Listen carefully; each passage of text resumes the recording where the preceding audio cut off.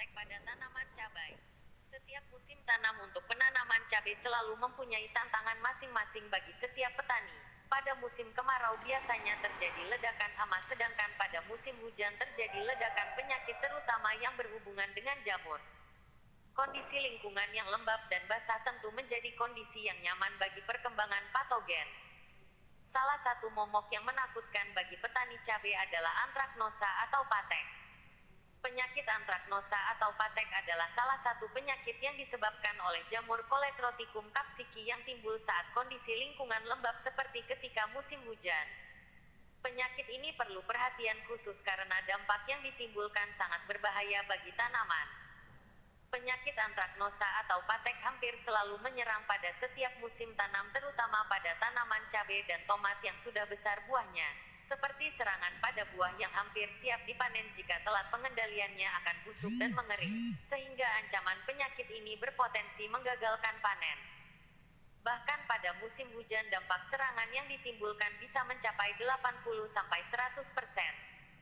Pengetahuan tentang penyakit, penyebab serta pengendaliannya sangat perlu dipahami agar tanaman terhindar dari penyakit ini, sehingga tanaman bisa dipanen dengan kualitas dan kuantitas yang maksimal sesuai harapan. Sebenarnya tak hanya pada musim hujan, serangan patek juga bisa menyerang tanaman saat musim kemarau apabila kondisinya memungkinkan, misalnya saat ada fenomena kemarau basah atau badai La Nina. Penyakit antraknosa umumnya menyerang pada hampir semua bagian tanaman, mulai dari ranting, cabang, daun dan juga buah. Fase serangannya pun mulai sejak fase perkecambahan, fase vegetatif atau pertumbuhan sampai fase generatif atau pembuahan. Cara kerja dari jamur ini adalah menginfeksi dinding sel tanaman pada fase perkecambahan. Serangannya menyebabkan tanaman gagal berkecambah, sedangkan pada fase generatif menyebabkan buah yang akan masak dan hendak dipanen menjadi busuk dan mengering. Penyakit antraknosa ini memiliki tanaman inang yang cukup beragam. Selain pada cabai atau tomat, tanaman yang menjadi inang dari penyakit antraknosa ini antara lain paprika, sweet pepper, semangka, buah naga, melon, timun, bawang merah, buncis, dan mangga.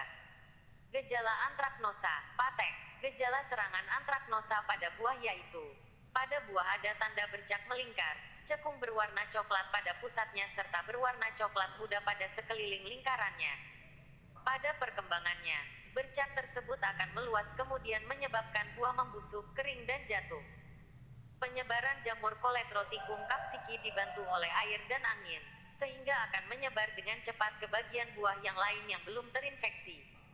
Cara mengatasi penyakit patek. Adapun cara mengatasi penyakit patek pada tanaman cabai bisa dilakukan dengan beberapa hal, antara lain: pengaturan drainase yang baik. Pengaturan drainase dimulai sejak merencanakan untuk menanam cabai. Lahan yang akan ditanami cabai tidak serta-merta dibuat bedengan-bedengan, namun sebaiknya dibuat gat keliling terlebih dulu. Hal ini dimaksudkan supaya apabila turun hujan, mudah untuk mengalirkan kelebihan air keluar dari lahan. Pemupukan yang tepat, pencegahan dan antisipasi antraknosa, patek, dilakukan dengan cara memperkuat ketahanan tanaman.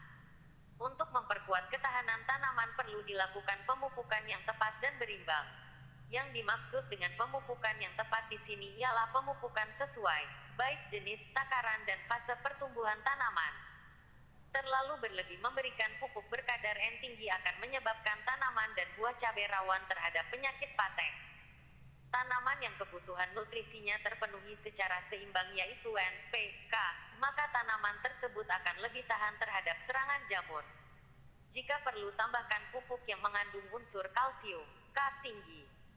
Unsur K adalah unsur utama penyusun dinding sel tanaman. Pemberian kalsium membuat dinding sel buah lebih kuat dan lebih susah ditembus oleh jamur Coletrotrichum capsicum.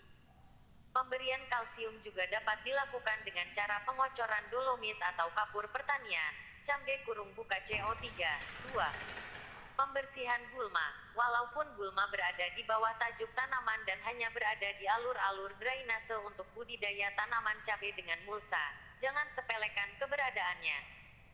Gulma yang tak pernah dibersihkan akan menghambat mengalirnya kelebihan air dari lahan. Hal ini akan menaikkan kelembaban sekitar tanaman dan berpotensi menjadi tempat yang nyaman untuk berkembangnya hama terlalu rimbun. Tanpa perempelan di samping mengakibatkan tanaman mudah patah, buah sedikit, juga iklim mikro sekitar tanaman menjadi berubah. Lingkungan sekitar tanaman menjadi lebih tidak kering dan rentan terhadap jamur penyebab patek. Apabila tanaman cabai yang ditanam telah menunjukkan tanda-tanda serangan penyakit patek, tetap lakukan upaya preventif, upaya pencegahan. Seperti yang telah disebutkan di atas, segera selamatkan buah cabai yang sehat dan lakukan penyemprotan dengan fungisida yang tepat. Penyelamatan buah cabai yang sehat dilakukan dengan memetik semua cabai yang terserang baik intensitas serangannya masih baru ataupun yang telah parah. Cabai hasil petikan yang terserang patek sebaiknya dibuang atau dibakar di tempat yang jauh dari tempat budidaya cabai. Jangan menghanyutkan cabai yang terserang patek ke saluran irigasi atau sungai sebab justru akan memperluas serangan patek. Penyakit patek tak akan hilang dalam sekali semprot fungisida. 1 hari sesudah penyemprotan pertama, perlu dilihat dan diambil lagi cabai yang masih terkena patek dan lakukan penyemprotan ulang dengan selang waktu 3-4 hari dari waktu penyemprotan sebelumnya. Dengan intensifnya penyemprotan yang dilakukan saat terserang oleh penyakit patek ini, bisa dibayangkan residu obat kimia dalam cabai. Maka dari itu pencegahan penyakit merupakan langkah terbaik agar mendapatkan panen yang baik tanpa terancam oleh bahaya residu obat kimia dalam makanan kita. Dan jika terpaksa menggunakan pestisida, maka disarankan untuk tidak menggunakan bahan kimia akan tetapi lakukanlah penyemprotan dengan bahan alami berupa jeruk nipis atau belimbing wulu.